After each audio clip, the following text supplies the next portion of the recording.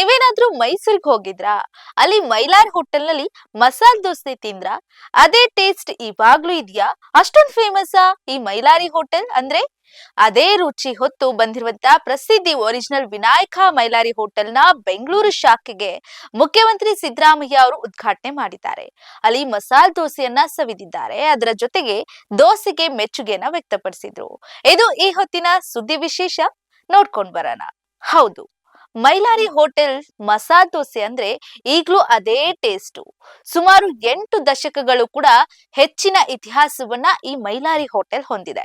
1930ರ ದಶಕದಲ್ಲಿ ಮೈಲಾರಿ ಎಂಬುವರು ಮೈಸೂರಿನ ಅಗ್ರಹಾರ ವೃತ್ತದ ಬಳಿ ಸಣ್ಣದಾಗಿ ಒಂದು ಹೋಟೆಲ್ ಅನ್ನ ಆರಂಭಿಸಿರ್ತಾರೆ.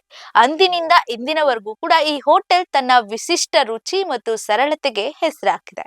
ಇಲ್ಲಿ ತಯಾರಿಸುವ ಬೆಣ್ಣೆ ದೋಸೆ ಪ್ರಪಂಚದ ಆದ್ಯಂತ ಪ್ರಸಿದ್ಧಿಯಾಗಿದೆ.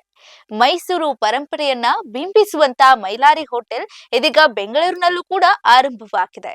ಬೆಂಗಳೂರಿನ ಇಂದಿರಾನಗರದ 80 ಅಡಿ ರಸ್ತೆಯಲ್ಲಿ ಇಂದಿನಿಂದ ಪ್ರಾರಂಭವಾಗಿರುವಂತ ಮೈಲಾರಿ ಹೋಟೆಲ್ ಅನ್ನ ಮುಖ್ಯಮಂತ್ರಿ ಸಿದ್ದರಾಮಯ್ಯ ಅವರು ಉದ್ಘಾಟಿಸಿ ಮಸಾಲ್ ದೋಸೆಯನ್ನ ಸವಿದು ಮೆಚ್ಚುಗೆ ವ್ಯಕ್ತಪಡಿಸಿದ್ದಾರೆ. ದೋಸೆಯ ರುಚಿಗೆ ತಲೆದೂಗಿದಂತ ಸಿಎಂ, ನಾನು ಮೈಸೂರಿನಲ್ಲಿ ಅನೇಕ ಬಾರಿ ಈ ದೋಸೆಯನ್ನ ಸವಿದಿದ್ದೇನೆ. ಈಗ ಬೆಂಗಳೂರಿನಲ್ಲೂ ಅದೇ ಅಪ್ಪಟ ರುಚಿ ಸಿಗ್ತಿದೆ.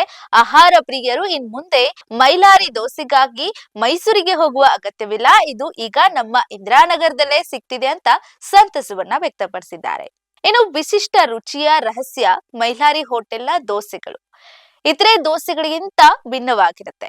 ಇದು ಕಂದು ಬಣ್ಣದ ಅತಿ ಮೃದುವಾದ ದೋಸೆ ಆಗಿದ್ದು ಅದರ ಮೇಲೆ ಬೆಣ್ಣೆಯ ಹೊದಿಕೆ ಇರುತ್ತೆ. ಇಲ್ಲಿ ದೋಸೆಯ ಜೊತೆಗೆ ತೆಂಗಿನಕಾಯಿ ಚಟ್ನಿ ಅಂತೂ ಆಹಾ! ಆಲೂಗಡ್ಡೆ ಸಾಗುವಿನ ಬದಲಿಗೆ ಒಂದು ವಿಶೇಷವಾದ ಹಸಿರು ಬಣ್ಣದ ಸಾಗುವನ್ನ ನೀಡಲಾಗ್ತದೆ.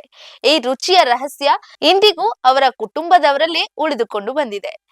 ಇಂದಿಗೂ ಇಲ್ಲಿ ಕಟ್ಟಿಗೆ ಒಲೆಯ ಮೇಲೆ ದೋಸೆಯನ್ನ ತಯಾರಿಸುವುದೇ ಇದರ ವಿಶೇಷತೆ. ರಾಜಕಾರಣಿಗಳಿಗೆ, ಗಣ್ಯರಿಗೆ ನೆಚ್ಚಿನ ತಾಣವಾಗಿರುವಂತ ಮೈಸೂರಿನ ಈ ಹೋಟೆಲ್ಗೆ ಕೇವಲ ಸಾಮಾನ್ಯ ಜನರಷ್ಟೇ ಅಲ್ಲದೆ ಪ್ರಸಿದ್ಧ ರಾಜಕಾರಣಿಗಳು, ಚಲನಚಿತ್ರ ನಟರು, ಪ್ರವಾಸಿಗರು ಕೂಡ ಭೇಟಿ ನೀಡ್ತಲೇ ಇರ್ತಾರೆ. ಮುಖ್ಯಮಂತ್ರಿ ಸಿದ್ದರಾಮಯ್ಯನವರು ಕೂಡ ಮೂಲತಃ ಮೈಸೂರಿನವರಾಗಿದ್ರಿಂದ ಅವರಿಗೆ ಈ ಹೋಟೆಲ್ನ ರುಚಿ ಬಹಳ ಹಳೆಯದು. ಅವರು ಶಾಸಕರಾಗಿದ್ದ ಕಾಲದಿಂದಲೂ ಇಲ್ಲಿಗೆ ಭೇಟಿಯನ್ನ ನೀಡ್ತಿದ್ರು. ಅದಕ್ಕಾಗಿಯೇ ಹಳೆಯ ಬಾಂಧವ್ಯವನ್ನ ನೆನಪಿನಲ್ಲಿಟ್ಕೊಂಡು ಅವರು ಈ ಹೋಟೆಲ್ನ ಹೊಸ ಶಾಖೆಯ ಉದ್ಘಾಟನೆಗೆ ಆಗಮಿಸಿದ್ರು.